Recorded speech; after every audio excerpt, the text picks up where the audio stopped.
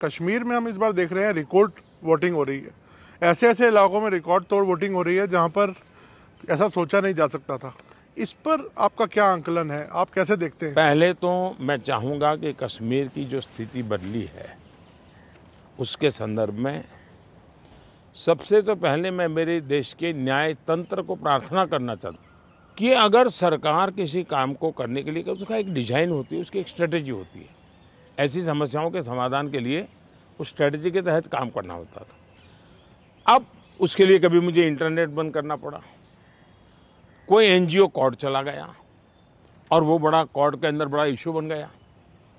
आज समझिए कि भले मैंने कुछ समय के लिए इंटरनेट बंद किया था, लेकिन आज बड़े गर्व के साथ वहाँ के बच्चे कहते हैं कि 5 साल से इंटरनेट बंद नहीं हुआ है, 5 साल से हमें सब सुविधाएं मिल रही है। कुछ दिन तकलीफ हुई, लेकिन अच्छे काम के लिए हुई थी। अब वो अदालत के अंदर जब विवादों में चढ़ जाता है तब चीज़ें गड़बड़ा जाती है। तो ऐसे जो एनजीओ हैं जिन्होंने अदालतों के भरोसे लड़ाई लड़ना शुरू किया है, एक तो देश को उनसे बचाना बहुत ज़रूरी है। दूसरा, वहाँ का सामान्य मानवी जब मतदान करता है ना, तब वो सिर्फ किसी को जिताता ऐसा नहीं है जी। मतदान करता है मतलब भारत के संविधान को गले लगाता है। मतदान करता है तब भारत की सरकार बनाने में वो गर्व के साथ भागीदारी करता है।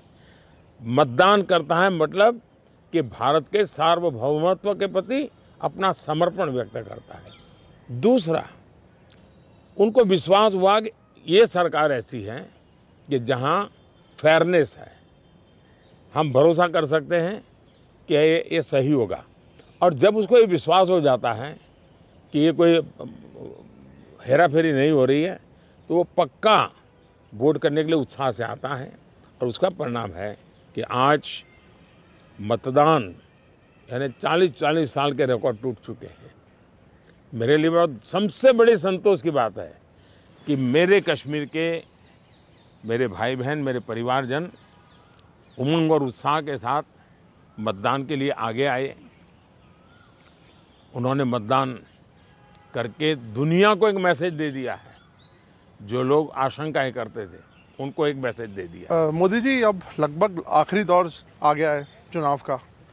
क्या जो आपने लक्ष्य तय किया था 400 पार का, आपको लगता है कि वो पार हो रहा है? क्योंकि विपक्ष तो कन्विंस्ड है कि ऐसा नहीं हो रहा है। वो कह रहे हैं कि 220, 240 होगा। आखिरी दौर शब्द प्रयोग किया आपने, मुझे उसमें बहुत सी चीजें नजर आ रही है। एक,